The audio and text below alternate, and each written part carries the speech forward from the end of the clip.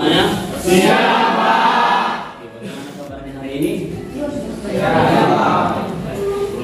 Hadir semua kan? Terima kasih buat kehadirannya. Hari ini kita akan lanjutkan pelajaran kita, di mana pada pembelajaran sebelumnya kita sudah belajar mengenai hukum pertama, termodinamika. Apa tadi? Boleh diulangi dulu apa 4 kejadian atau keadaan hukum pertama termodinamika semalam itu? Coba. Yang pertama apa? Isobarik, benar ya? Oke, terima kasih kepada Simon. Ada yang kedua apa? Isobarik. Yang ketiga? Isotermal. Dan yang terakhir ada yang? Ada 4. Kita ulangi sekali sama-sama. Isobarik, isotermal, adiabatik. Pelajaran kita mari kita satu dan dua.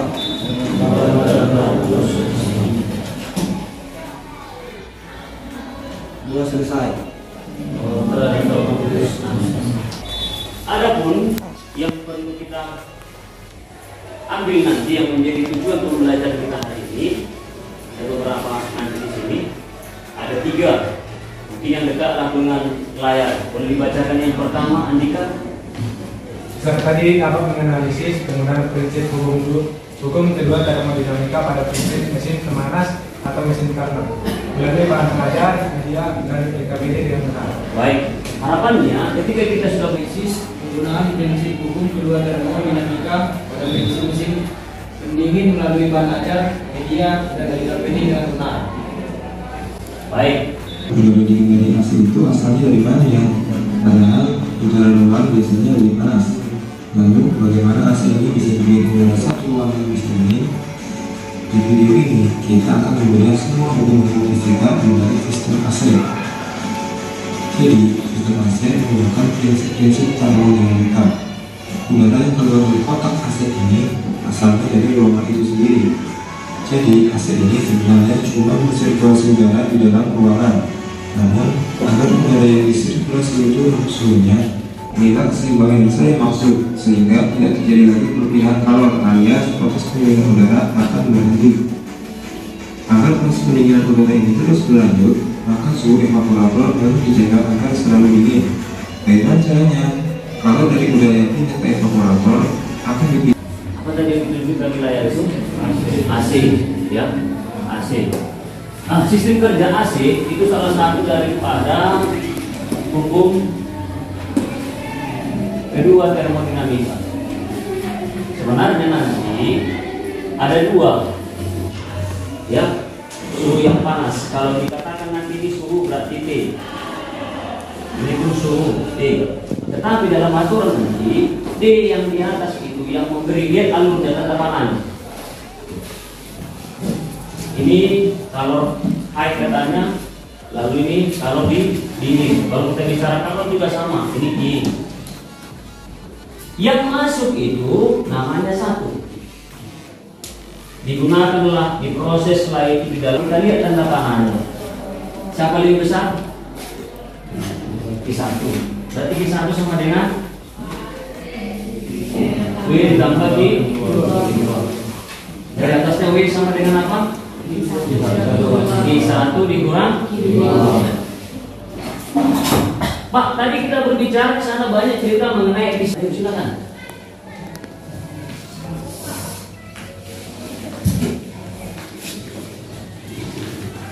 Besar nggak efisiensinya?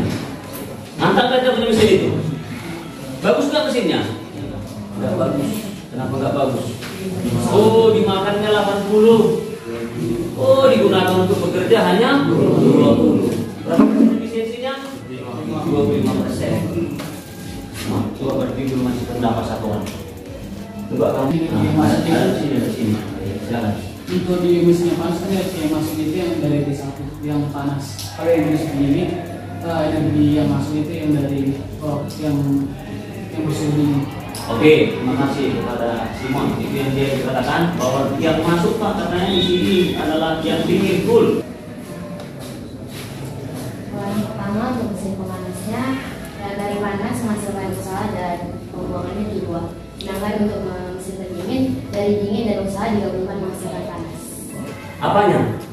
Jagonya hasil itu tergantung karena apanya? Iya, bagus. PK-nya itu dalam bahasa Indonesia.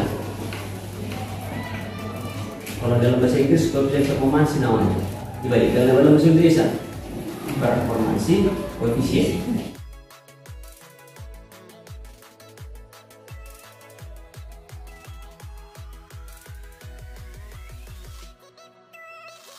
Tadi kan efisiensi sama dengan apa? W per Q1. W itu kan sama dengan Q1 dikurang Q2 per Q1 ini kan? Berarti Q1 per Q1 sama dengan Q2 per Q1. Ini kan milik mereka berdua. Berarti efisiensi sama dengan 1 dikurang Q2 per Q1. Ini kalau kita bicara kalor. Kalau kita bicara suhu berarti efisiensi sama dengan 1 kurang D2 per D1. Substitusi.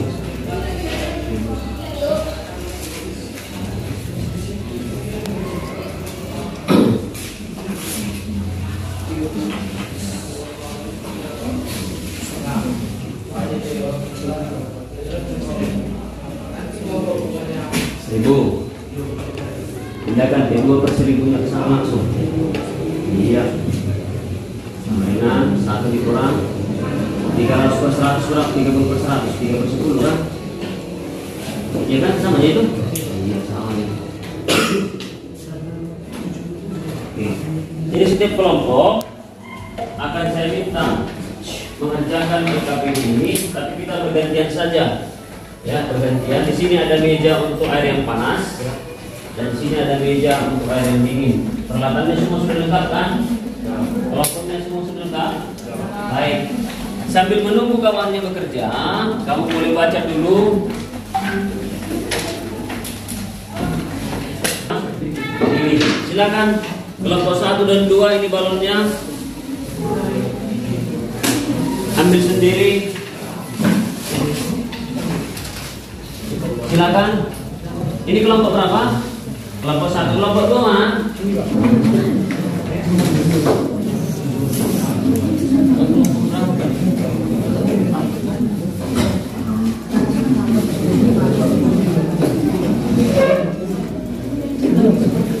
Boleh dilihat ada perubahan?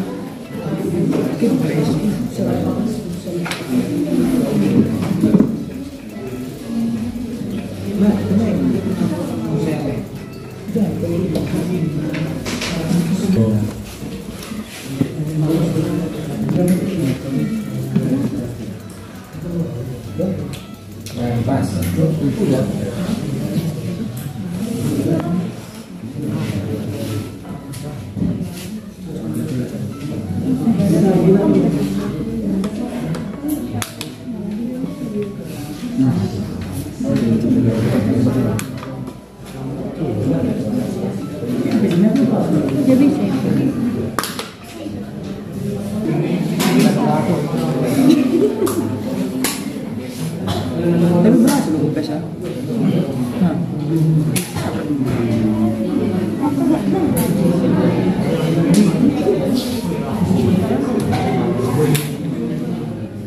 Recording in home.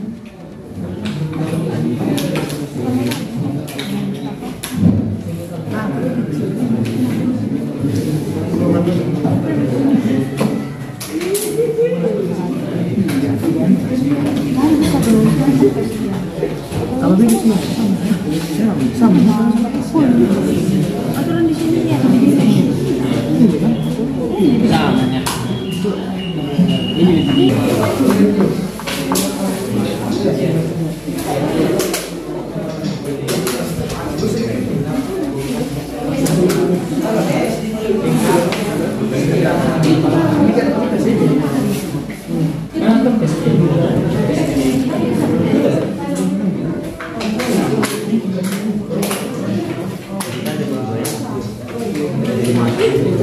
Jalan.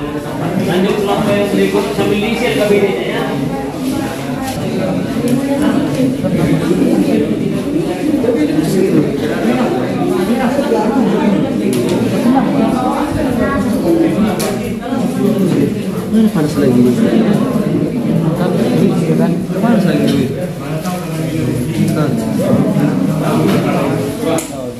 Ini apa yang panas lagi kayak banyak gini.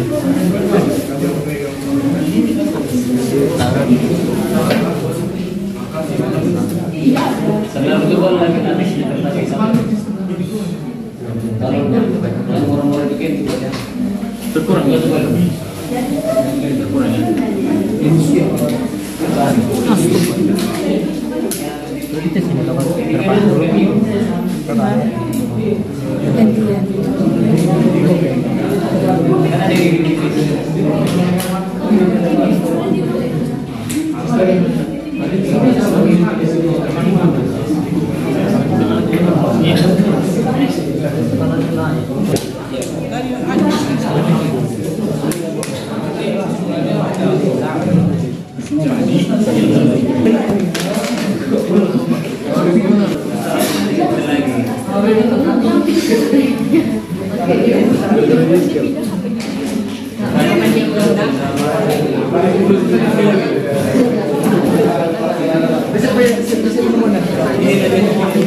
Dari jawaban pertanyaan pertama, mengapa pada percobaan pertama balonnya mengembang?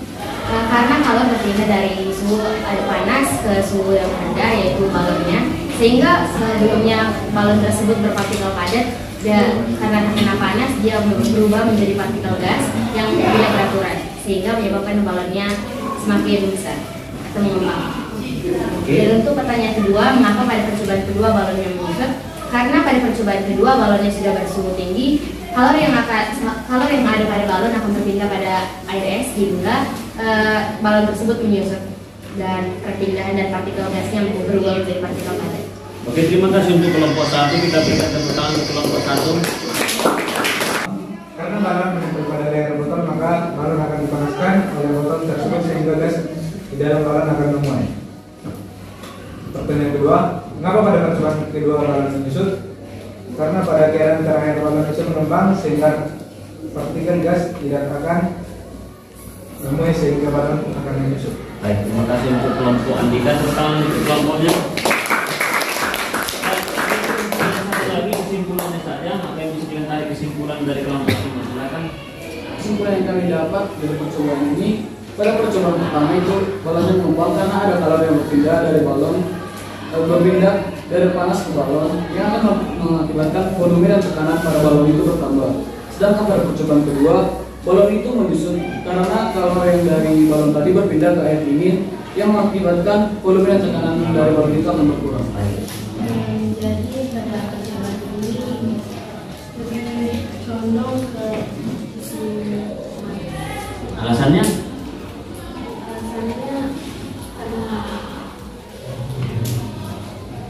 karena kalau di air panas itu yang masuk itu energi panas, lalu yang menyebabkan jadi ini sekarang kalau dicoba jadi dicoba ke sini karena yang masuk itu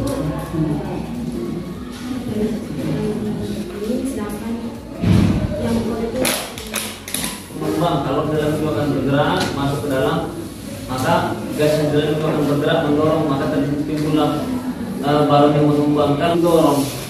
Kan tadi ada kalau musim pendingin ada membantunya supaya dia bisa keluar. Nah, itu perbedaannya. Jadi di sini lebih arah yang dari luar itu datang ke dalam. Ini bisa kamu lihat ini sekarang. Ini ada yang di luar kan? Atau kalian yang buat tadi yang di luar ini? Datang sendiri. Ini perpindahan sebenarnya panas dari luar.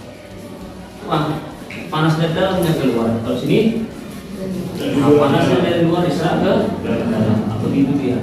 Jadi dalam udara kita ini ada air juga, terkandung air.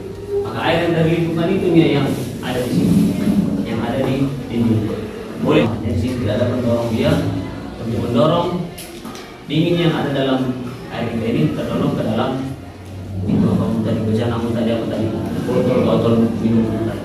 Baik. Di situ ada 5 soalnya. Kamu boleh pilih 2 soal yang bisa kamu kerjakan. Silakan.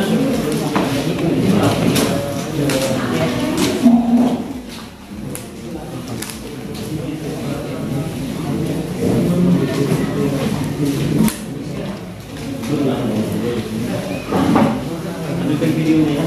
Atau apa ya?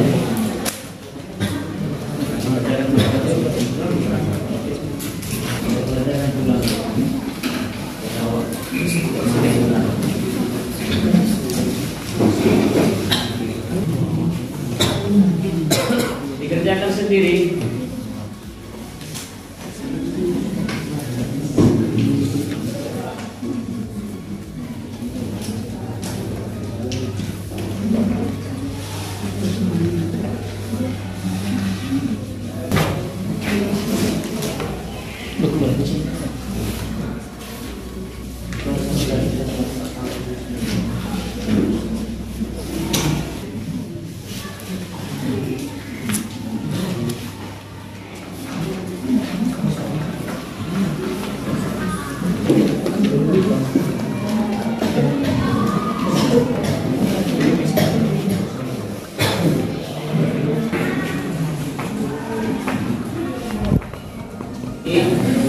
Boleh kamu cari informasi lagi di materi berikut.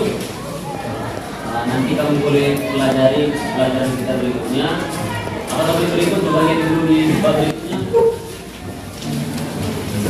Belum kan ya? Belum. Ya belum.